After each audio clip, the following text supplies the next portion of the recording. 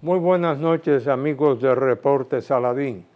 Aquí estamos como cada sábado a las 8 de la noche para hacer análisis y comentarios del más alto interés nacional. Independientemente de esos análisis y comentarios, tenemos un invitado muy especial hoy, el señor Sergio Forcadell Feliú, que es un conocido publicista, nacido en Barcelona y luego se trasladó a la República Dominicana en 1972, donde continuó su prolífica carrera en agencias como Marca Publicidad y Publicitaria Interamérica. En 1985, el señor Forcadell dio un paso audaz y fundó su propia agencia, Forcadell Publicidad. Con él vamos a hablar de todos esos temas vinculados a su profesión. Mientras tanto, nos vamos a concentrar en los temas de interés nacional por las implicaciones que tienen no solo para la República Dominicana y el Caribe, sino también para todo el continente y aún para la seguridad a nivel mundial. Y hay que destacar en ese sentido que Haití tiene un nuevo presidente, el señor, como presidente del Consejo Presidencial de Transición, CPT, más conocido por ese acrónimo en Haití, el cual fue electo el señor Laurent Saint-Cyr, un reconocido empresario, y por otra parte, vinculado a este tema, hay que destacar que está la cuestión no solo ya de la nueva elección rotatorio del Consejo Presidencial cada 5 meses, sino que también la OEA está preparando un plan para ayudar a Haití. Así lo ha dicho el nuevo secretario general de la OEA, Albert Randin, el cual encabezó una reunión para dejar inaugurada la primera reunión del Grupo de Amigos de Haití, como se llamó ese grupo desde en ese entonces, quiero destacarlo, yo quien les habla era embajador ante la OEA en Washington, además de haber sido embajador 2 veces ante la Casa Blanca, y en ese momento ya operaba dentro de la Organización de Estados Americanos el Grupo de Amigos de Haití, que era presidido en ese entonces precisamente por el señor Albert Randin. Y sobre todo ahora, en esta coyuntura, la primera reunión convocada del Grupo de Amigos de Haití lo ha sido para elaborar una verdadera hoja de ruta para enfrentar la crisis humanitaria y de seguridad que enfrenta el vecino país. Esa hoja de ruta va a ser presentada posteriormente al Consejo Permanente de la OEA, que está integrado por todos los embajadores que representan ante los diferentes países de América Latina y el Caribe, como también a los países observadores del resto del mundo. Y sobre todo, esa hoja de ruta contempla 5 pilares estratégicos que serían estabilización de la seguridad, respuesta humanitaria, consenso político, legitimidad electoral y desarrollo sostenible. Es un verdadero desafío lo que está tratando de hacer la Organización de Estados Americanos, ya que independientemente del apoyo y la ayuda que ha dado un país africano como Kenia, aportando unos 400 policías, independientemente de eso, lo repito, esta es una decisión que ya fue tomada por la Asamblea General de la OEA, la cual ordenó que en materia de seguridad había que tomar todas las medidas independientemente de que está el problema de la gobernabilidad en Haití. Y por eso, a esa reunión del Comité de Amigos de Haití en la Organización de Estados Americanos, OEA, se convocó a una reunión de países donantes bajo el liderato, óigase bien, del Banco Interamericano de Desarrollo. Quien le habla fue durante 4 años director ejecutivo alterno por México y República Dominicana en el Banco Interamericano de Desarrollo, y sabe que cuando el BID, es convocado a una reunión de donantes, es casi siempre para que asuma el liderato por intermedio de la comunidad internacional de recaudar fondos que definitivamente están ausentes en la coyuntura actual de ayuda al vecino país Haití. Por otra parte, también en esta coyuntura, independientemente de la legitimidad del actual gobierno de Haití, la representante permanente de ese país ante la OEA, Mirta de Sulme, expuso también la situación humanitaria y de seguridad que enfrenta su país y sobre todo le pidió a la comunidad internacional ayuda urgente.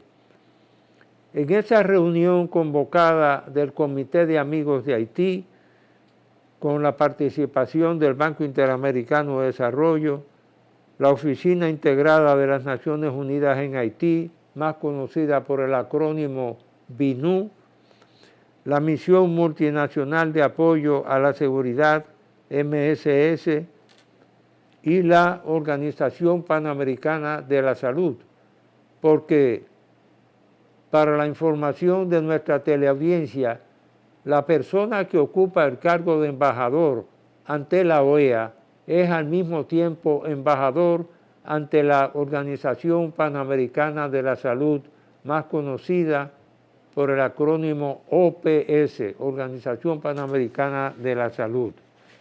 Y en ese sentido, hay que destacar que el nuevo liderato que tiene el señor Laurent Saint-Cyr desde la presidencia rotativa del Consejo Presidencial de Transición, CPT, que es como se conoce en Haití, tiene un camino muy duro y difícil, porque organizar en Haití un proceso electoral dentro de la situación de inseguridad a un punto tal que la propia Embajada de los Estados Unidos de América, debido a los tiroteos a su alrededor, decidió desalojar la embajada.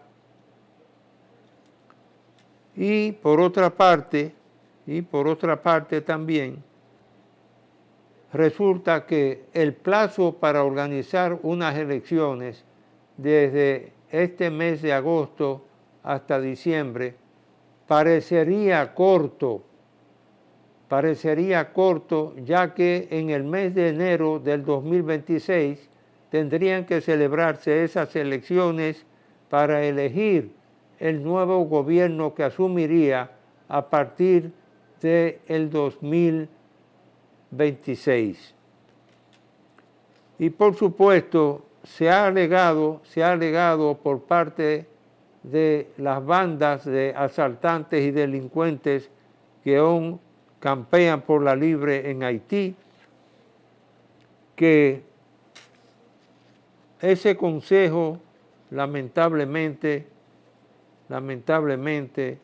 ya hay sectores que lo han calificado de estar integrado por miembros corruptos.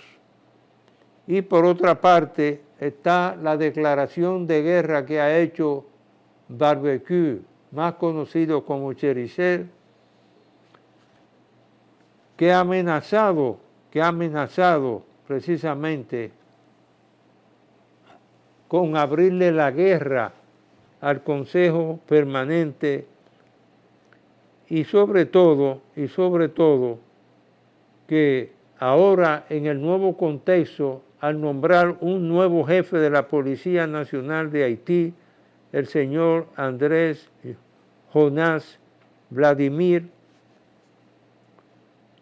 que ya había sido jefe de seguridad del Palacio Nacional, la situación no está lamentablemente nada clara, porque no son 400 policías kenianos los que pueden hacerse de una situación en la que puedan enfrentar las bandas de delincuentes que hoy campean por Haití. Y por otra parte también,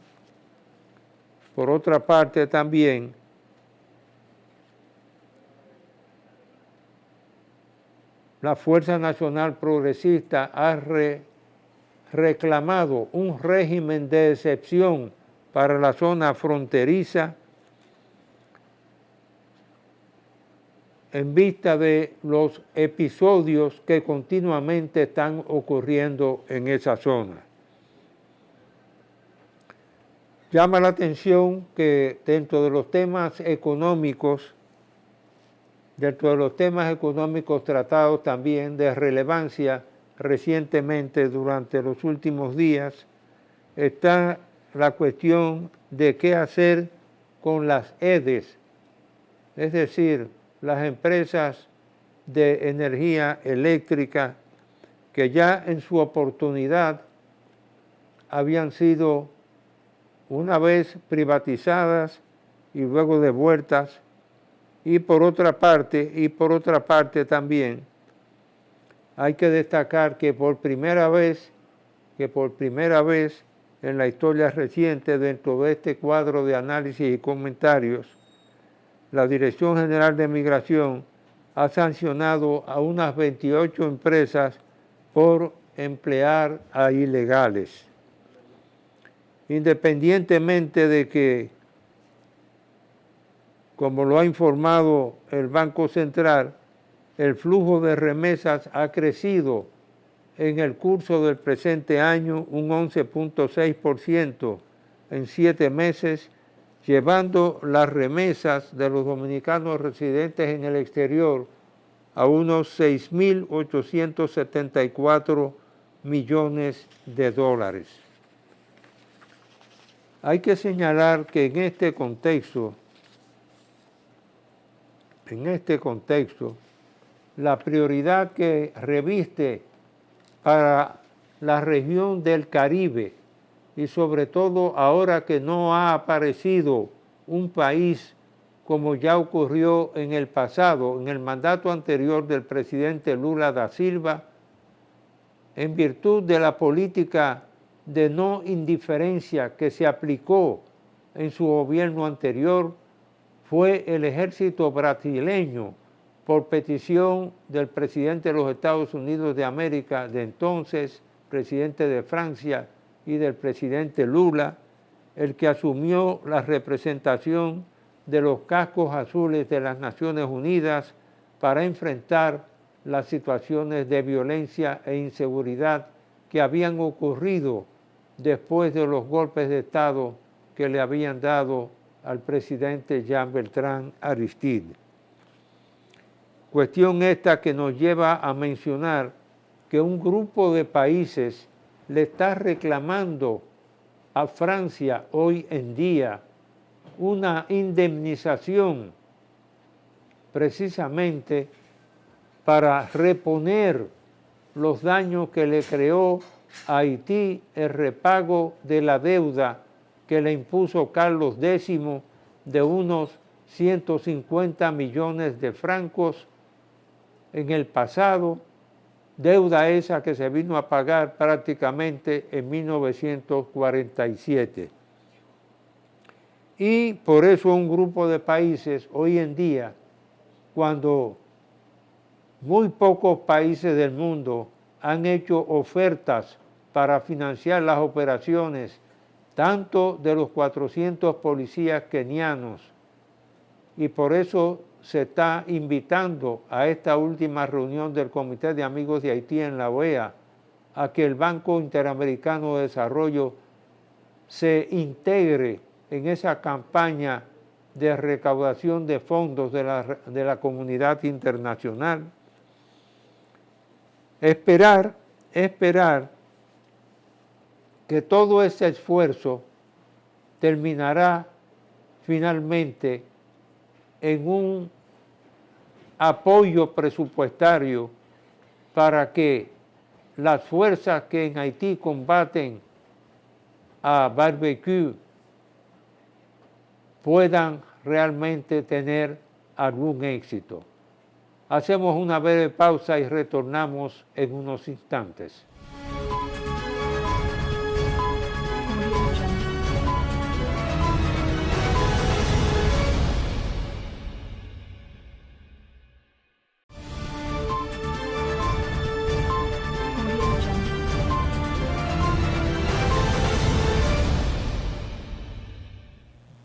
Continuamos con el reporte Saladín.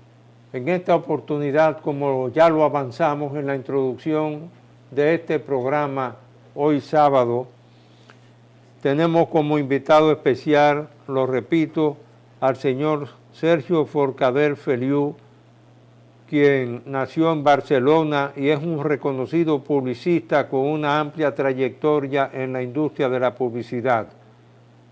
Su notable experiencia y sólida formación académica lo han posicionado como una figura emblemática en el campo de la comunicación y el desarrollo de marcas.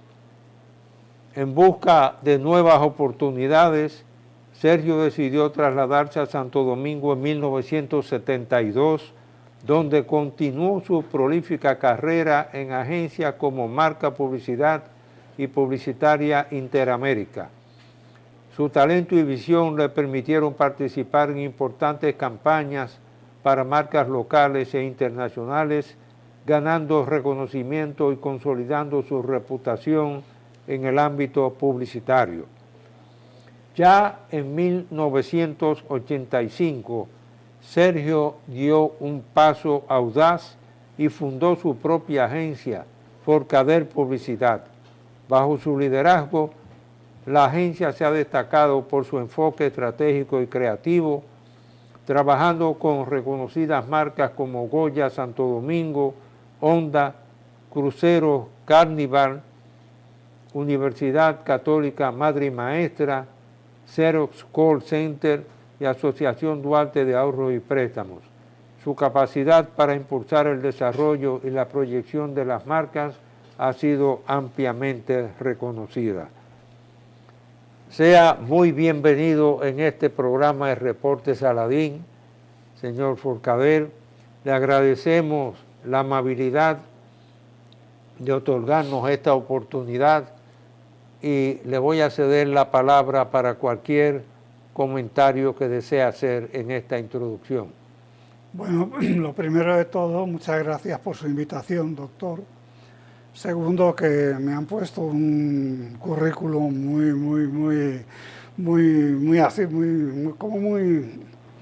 no sé cómo decirlo, ¿verdad? Pero yo lo que soy es un publicista nada más, que trabaja día a día, al que le gusta la publicidad, y eso es suficiente. Le agradezco estar acá, y sobre publicidad, pues quizá podamos hablar alguna cosa, no sé qué le puede interesar.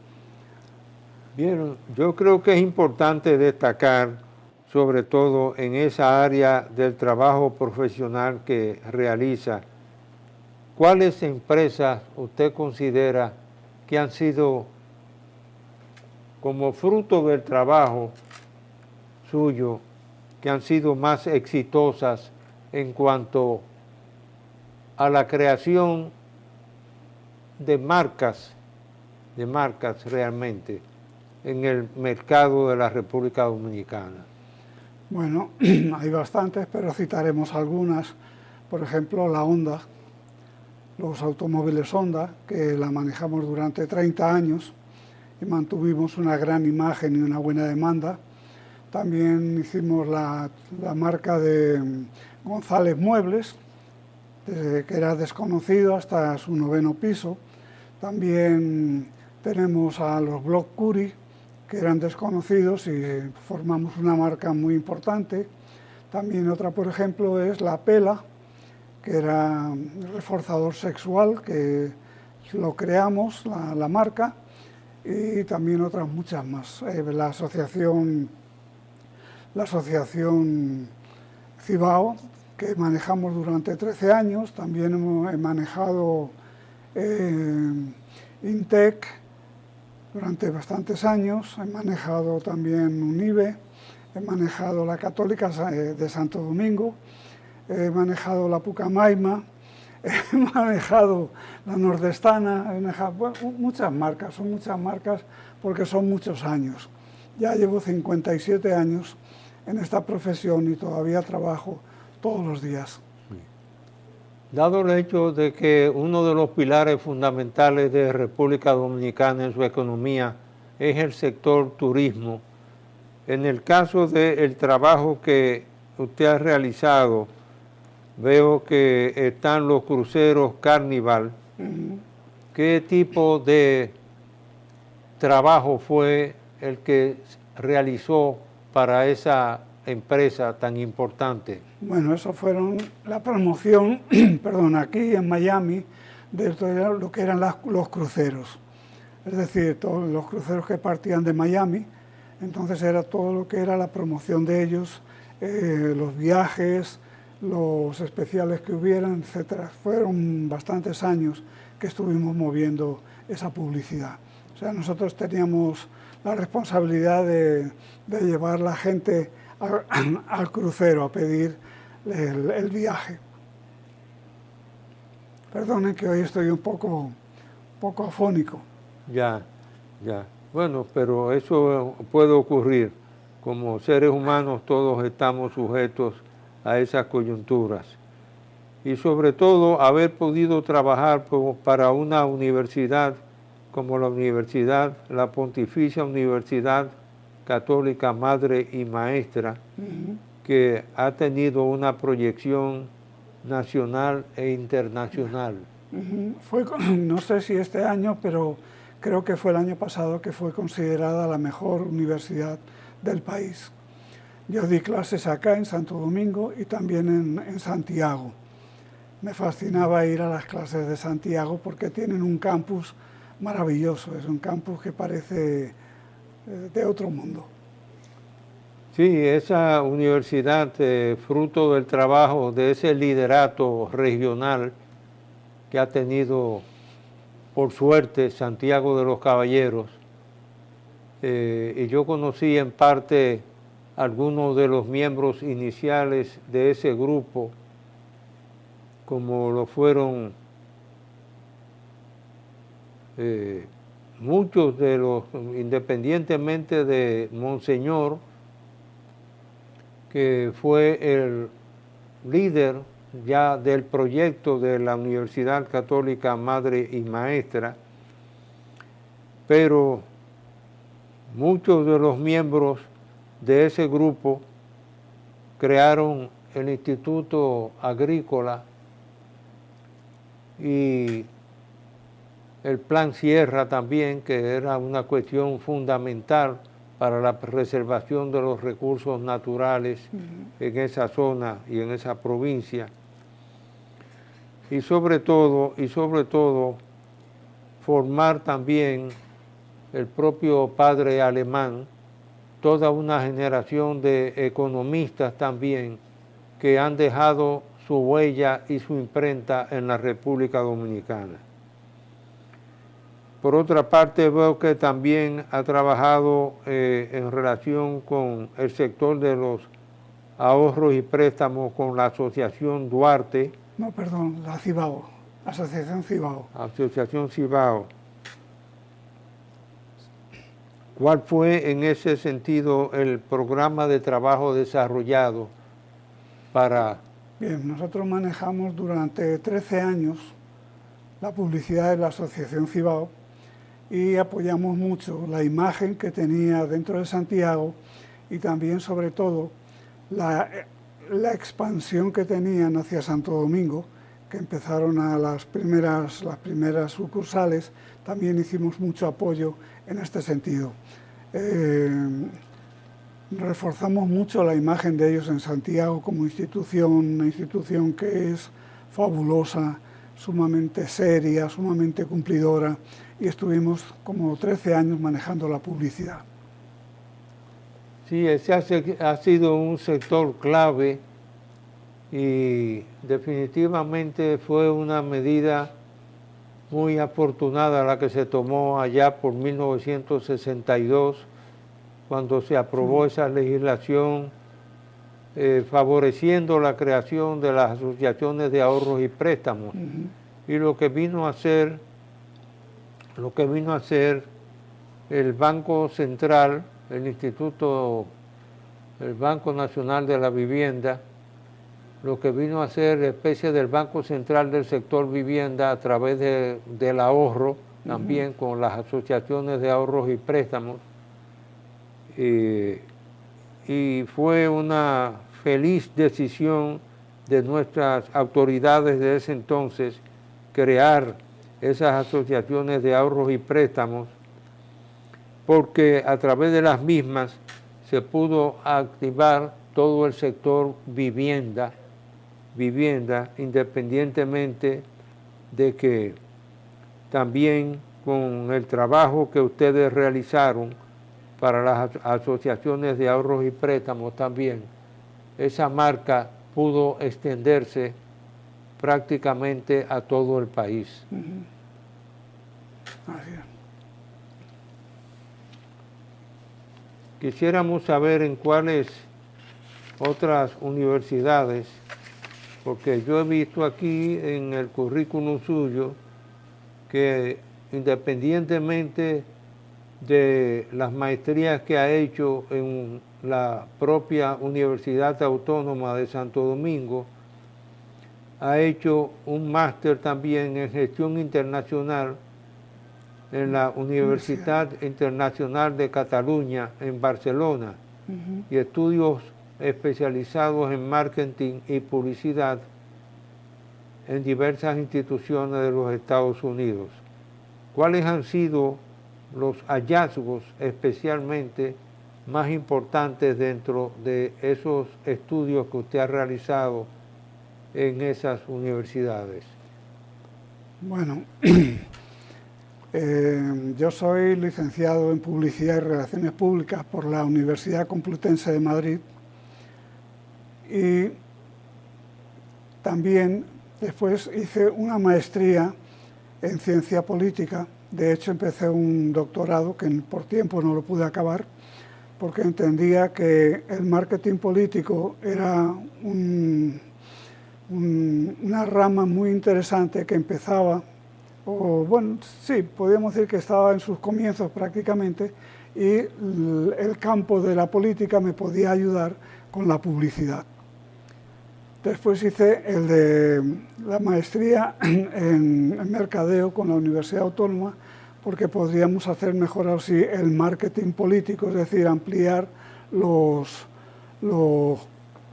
conocimientos para estas materias. Y después hicimos, lógicamente, como usted ha dicho, el International Management en la Universidad Católica, la Universidad de Cataluña, la Internacional de Cataluña, que también me daba más amplitud. Y luego, pues, los major en la Stetson University de Florida, hice un major en Administración de Publicidad y otro de Marketing. Y luego en la Universidad de San Francisco tengo un diplomado en Marketing.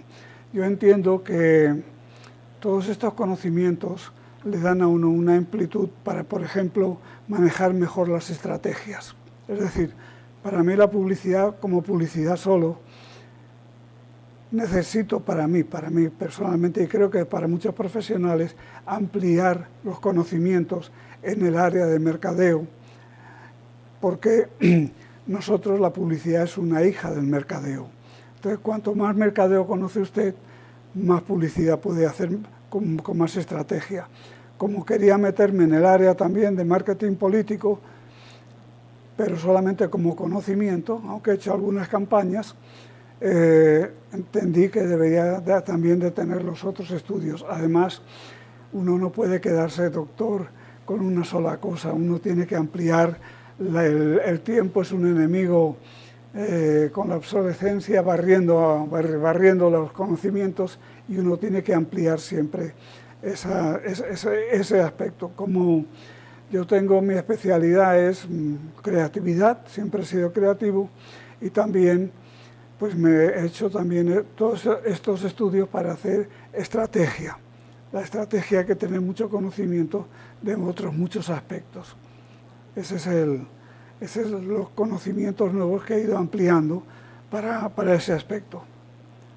Sobre todo en el campo que usted tocó, sobre todo, en el campo de las elecciones, nosotros participamos en un seminario sobre la aplicación de las nuevas tecnologías a los procesos electorales en Washington, y ahí escuchamos de parte de una catedrática muy joven de la Universidad de Washington, que había una ciudad en Japón donde el alcalde era un robot y tenía un 73% de aceptación. Pero qué maravilla. Y todos los guías turísticos eran robots en esa ciudad. Uno se da cuenta de cómo evoluciona realmente las tecnologías, las ciencias, y van, independientemente de lo que sea el resultado final de la inteligencia artificial, porque ahora hay que crear todo un sistema legal para proteger los derechos de los ciudadanos ante la facilidad con que se tiene acceso a esa tecnología, donde prácticamente pueden reproducir imágenes de personas sin que la persona lo haya autorizado. Le vamos a pedir excusas, pero vamos a hacer una breve pausa y continuamos inmediatamente este programa.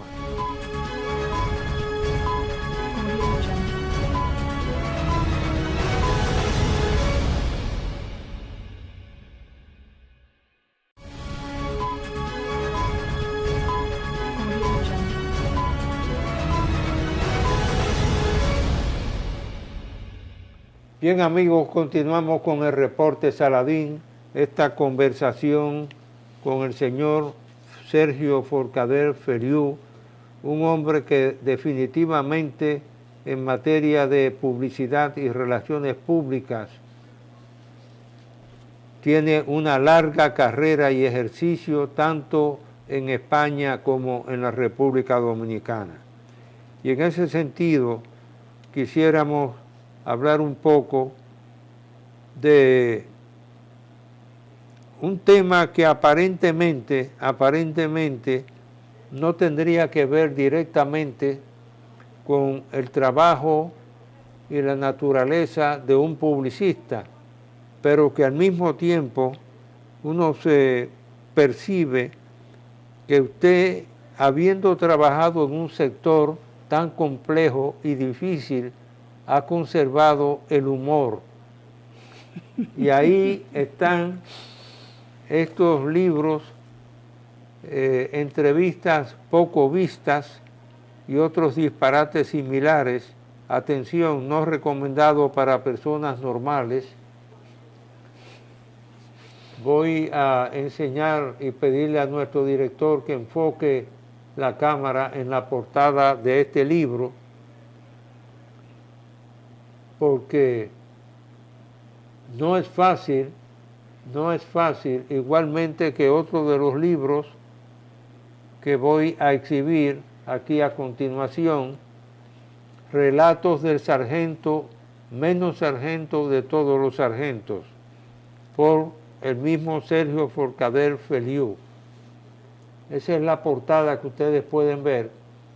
Y uno preguntarse cómo un hombre que ha tenido que lograr tantas batallas de opinión pública, participar en tantas encuestas, eventualmente, ha podido conservar el sentido del humor también.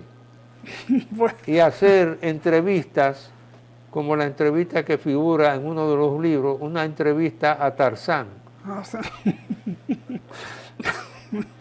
Bueno, pues no sé, es una válvula también que uno tiene de escape a la presión, ¿verdad? Y también es parte de uno, de ese tipo de humor, no es un humor de reírse para morir, ni yo soy muy chistoso ni muy simpático, pero bueno, es un humor a veces cáustico, a veces mordaz, a veces cínico, y tengo también, escribo muchos artículos, pues tengo casi 1000 artículos, más de 600, 800 publicados, y voy a editar 2 o 3 libros más. Son artículos ya no tan jocosos, digamos, de esta manera, tan humorísticos, pero tienen de todo. Sí, me ha llamado la atención porque sabiendo uno que en la vida pública y privada se cosechan tantos frutos que a veces pueden ser difíciles de asimilar, pero conservar el humor y narrar una entrevista a un vampiro es algo que realmente solamente una persona que haya alcanzado una madurez y que conserve el sentido del humor puede contribuir precisamente con este tipo de literatura, que más bien uno de los libros dice, atención, no recomendado para personas normales. Bueno, entendiendo esto de que quizá una persona muy normal, muy seria, pueda, no digo escandalizarse, pero bueno, pero este señor ¿qué dice? Yo tengo, por ejemplo, en el libro una entrevista a Dios. Me atreví a hacerle una entrevista a Dios, que se había olvidado de nosotros, ¿no? O, por ejemplo, otra a mí mismo. Otra tengo, por ejemplo, a un bolígrafo. Un bolígrafo tiene mucho que hablar. Los bolígrafos escriben muchas cartas, escriben cosas de amor, escriben muchísimas cosas. Los bolígrafos se fabrican y unos van a escribir en chino, otros en polaco, otros en inglés. Son mundos muy, muy curiosos. Y como uno trabaja de creatividad, pues a veces sale una chispa por ahí cogemos un tema y lo vamos haciendo. Tenemos también una entrevista a los fantasmas, hay entrevistas a, bueno, y luego hay otros, tengo un amigo hipopótamo que hablo con él, bueno, ahí hay muchísimos, ustedes por ahí, pero yo creo que lo último que se puede perder es el humor. Y en un momento en el que el mundo está tan difícil, tan inestable, tan explosivo, yo creo que el humor hace más falta que nunca. Y tan crispado porque independientemente de los eventos internacionales que todo el mundo conoce, usted mencionaba antes de iniciar esta amable conversación que hemos tenido, mencionaba que un país le había puesto precio a la cabeza de barbecue por unos 5 millones de dólares.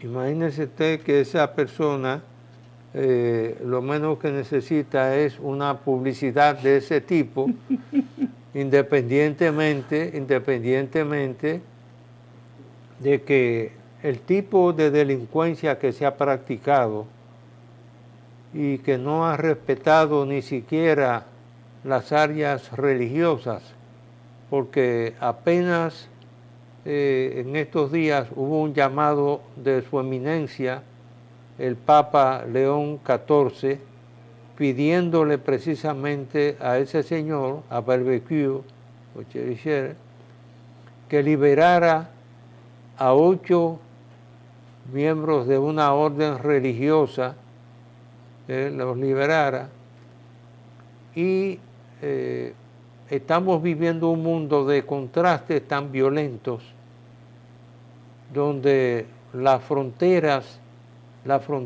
del delito, por ejemplo, uno podría cuestionarse cómo en un país tan culto, y hay que saber que el dominio del idioma castellano en Colombia, por ejemplo, es uno de los países donde mejor se habla. Al mismo tiempo, viven la tragedia de que tantos candidatos presidenciales son eliminados y asesinados tristemente, entre ellos el último, una persona muy joven, porque si uno recordara los eventos de 1948, por ejemplo, ya ahí se da uno cuenta que no es la primera vez que en Colombia, lamentablemente, aspirantes a la presidencia de la República han sido objeto de atentados que han marcado profundamente la vida política de esa nación. Y por supuesto que ese tipo de relatos, y tenerlo tan cerca en este caso, porque es un país que se ha desorganizado, el vecino país, Haití, se ha desorganizado en una forma tal que prácticamente ha quedado ahora en manos completamente de la delincuencia. Y por supuesto el orden público y la seguridad han tenido que declarar por 3 meses también el estado de excepción en el vecino país para determinadas regiones de ese país. Uno no sabe si la publicidad que sale a veces, independientemente de la imagen, yo por ejemplo, y permítame citarme a mí mismo, en 1988, cuando yo iba a Caracas a la juramentación del señor Enrique Iglesias como presidente del Banco Interamericano de Desarrollo, yo le decía al presidente en ese entonces, al presidente Balaguer, yo era gobernador del Banco Central, que dado el hecho de la restauración que él había iniciado de varios de los monumentos coloniales, que yo le pedía su autorización para que en 1992, 5 años después, nosotros fuésemos la sede de la Asamblea Anual de Gobernadores del Banco Interamericano de Desarrollo, un evento que trae como invitados a unas 4.500 personas como mínimo. Ahí están los presidentes de todos los bancos comerciales, de todos los bancos financieros internacionales, y todos los ministros de Economía, de Hacienda, etcétera, etcétera.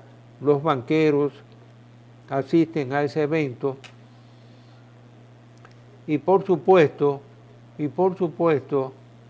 el hecho de darle relieve a lo que se ha venido a llamar ahora la cultura naranja, que es ese patrimonio cultural que le pertenece a los países y que hay que defenderlo y promoverlo, especialmente en el caso nuestro, como es el caso de la isla Hispaniola. Inclusive cuando yo le solicitaba su voto de apoyo al presidente de Venezuela, Jaime Lucinchi, en esa época, en la juramentación de Enrique Iglesias, él me decía: nosotros nunca olvidamos que fuimos una colonia de la Capitanía General de Santo Domingo. Así es, así es. Ahí se da uno cuenta de la importancia que tiene la educación y la cultura, o como decía ese gran psicólogo y psiquiatra español, Emilio Mira y López, la cultura es lo que queda cuando no queda nada. Exacto. Yo pude verlo eso también en algunos de los países donde fui becario. Yo fui becario en la República Federal de Alemania, por ejemplo. Estudié en una universidad en Berlín Occidental. Y uno se da cuenta de las diferencias que hay. Y por qué, por ejemplo, en una isla que está muy próxima a República Dominicana, San Martín, la mitad es francesa y la mitad es holandesa, y con cruzar una simple calle uno se da cuenta que todo el mundo vive en paz en esa isla, simplemente porque son parte de la misma cultura, de la cultura europea. Y ahí uno se da cuenta de la importancia que tiene para darle relieve y apoyo también, no solo ya a la marca República Dominicana, sino también independientemente de los avatares de nuestra historia. Pero es importante ese trabajo que ustedes hacen para darle relieve precisamente y poder vender esa marca en el exterior, que es hoy la República Dominicana.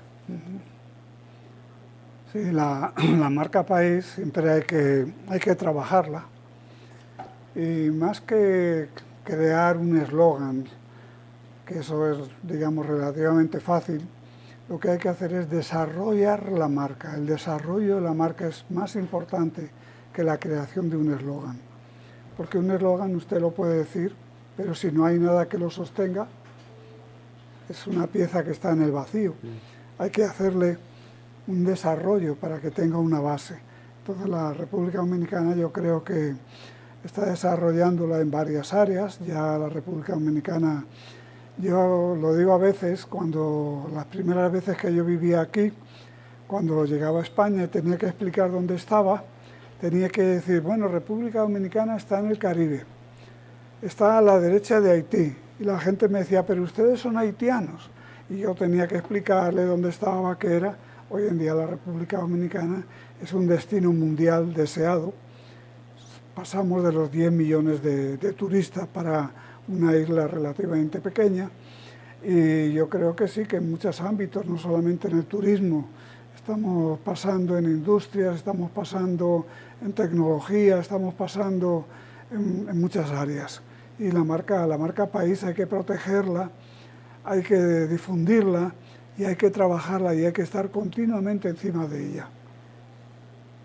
Sí, independientemente de la fortaleza de la economía de la República Dominicana, que dentro del concierto de los países de América Latina y el Caribe es reconocido como uno de los países más tranquilos, y esa parte, pues, la batalla que se ha librado desde 1962, independientemente del episodio lamentable de 1965, cuando tuvimos hasta una intervención extranjera, pero ha habido una consolidación del juego de las ideas democráticas.